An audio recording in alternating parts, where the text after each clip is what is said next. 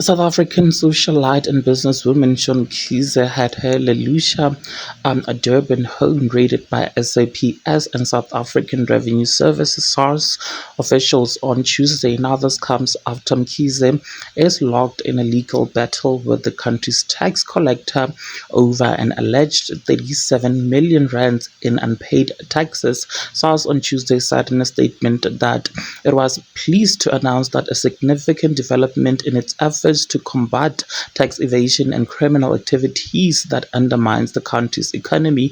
The KwaZulu-Natal local division at the Durban High Court has granted a preservation over and a search and seizure warrant in the case involving Commissioner of SARS versus Sean Kaiser and others. This decision is a crucial step in SARS' strategic objective to make it increasingly hard and costly for taxpayers who willfully and intentionally engage in criminal activity, SARS stated.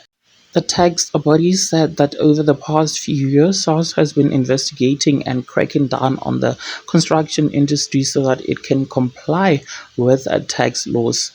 SARS enforces the provision outlined in the Tax Administration Act number 28 of 2011 with particular focus on Section 163 on preserving and securing assets.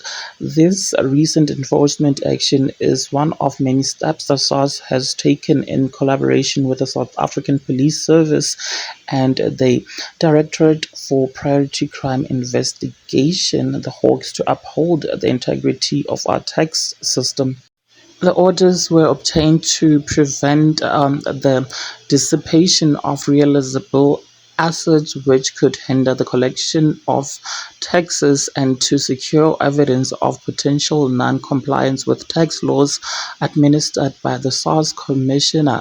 SARS said SARS Commissioner Edward said that no one was above the law. SARS will not waver in executing its mandate without fear, favor, or prejudice, regardless of any person standing in society. No one is above the law.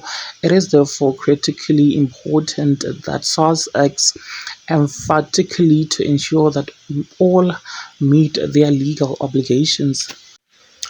Today's search and seizure operation must communicate an ambiguous message to all that law enforcement agencies will act to stop lawlessness. Most vulnerable in our society, the aged and the children, depend on the state through taxes to usage and mitigate poverty, unemployment, and hunger. Any willful defiance of the law will be resisted.